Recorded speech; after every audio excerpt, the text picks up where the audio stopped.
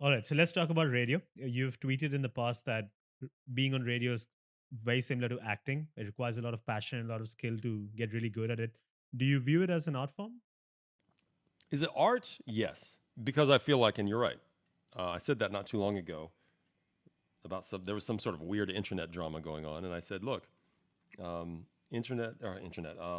radio is a passion. It is something you do that is creative. It is a. I just said a bit ago, we are entertainers. I guess if you're doing it right, you should be somewhat entertaining, right? Um, and and it's a creative endeavor, and so yeah. It's an art form, definitely. You if you're not considering it an art, you're sadly you're probably not very good. And I'm very critical, and I'm very critical of myself. I will say I'm also pretty critical of other people who do this job, and I feel bad. I don't I don't feel bad for the person doing it because everybody's in a different stage of their development doing this job. It's as long as you're trying to grow, as long as you're trying to get better. Um, I feel bad for people who are listening. I feel bad for the community when there's not a really vibrant, good amount of options to choose from. I I'm hesitant to say. I mean, I'm obviously I'm biased. I really feel like Chris and what he's done with Priti and Rossi and the whole team on the morning show, on the Chris Fade show. I feel like they are the best, most entertaining option on radio in this country, and I really wish that there was more. I really wish that people would try a bit harder. I mean, there are things being done, but I very rarely do I find anything that's terribly memorable on the radio. And I wish for the community. Again, I'm saying this for the community, is I think Dubai and the UAE uh, is just such an amazing community, and it has embraced me and given me so many opportunities, and it's incredible to see what I have become because of this place.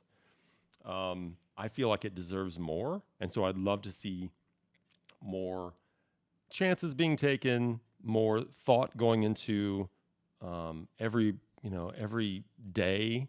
Forget every day or every hour, every break. Just go into um, what you do with passion and realize that yeah, you're putting on a performance, and people deserve to be entertained, especially right now, with this world, with this current just this is what we live in.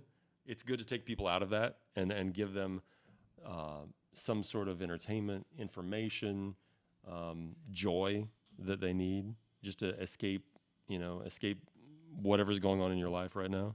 What do you think are some of the most challenging aspects about being on radio that, like you mentioned, not many people are able to do it or not able to get the right kind of skill? What do you think are those elements that people need to get past so What's that they holding can you back? truly start? What is Get, holding you back? right. Thinking that you need to be something that you're not is the biggest thing. I've mentioned that you need to find your voice and be natural. That's the hardest thing you'll ever do. And I always tell people I've kind of trained people or tried to mentor or whatever you want to call it people over the years. I think I'm okay at it. Um, but the hardest thing is to get in front of a microphone and start talking to yourself, but imagining you're talking to one person, because I was something about radio. You don't want to talk to a lot of people, and I hear people make this mistake a lot. Hello, Emirates, or you guys, or you know, you always want to talk directly to one person because for the most part radio is not a team sport. Radio is something you do alone, and if you have someone with you, you're probably not engaged. You might be listening to the music together or whatever, but it's sort of in the background. Maybe you might turn it up to listen, but for the most part you want to talk to one person to make sure that person feels like I am talking to you. It's just a that is a very simple thing that you learn in radio. Sadly, a lot of people don't do it, but that's something that you should do in radio. Um, and that that voice that you have created, that personality, takes so much effort to forget that you're just in a room alone on this microphone talking to one person. You get almost this glaze over your eyes when you're doing it, and you're not even looking. You might be looking in a direction. You're not looking in that direction. You're just kind of imagining that person listening to you right now, And so right now I'm not even looking at you. I'm just kind of talking about this. And if I'm talking about this story or whatever, I'm trying to keep my voice the kind of the same natural tone it is, but at the same time a little more energetic.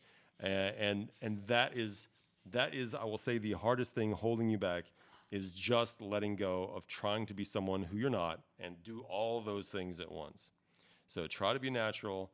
And you know, don't try to be funny.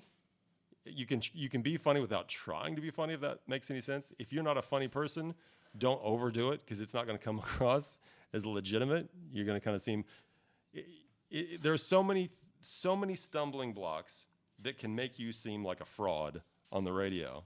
You have no idea until you do it. It's like, that wasn't me at all. You know, that I just did that 30-second break about whatever company or whatever hotel, and none of it was me. You got to figure out ways of making things yourself, making things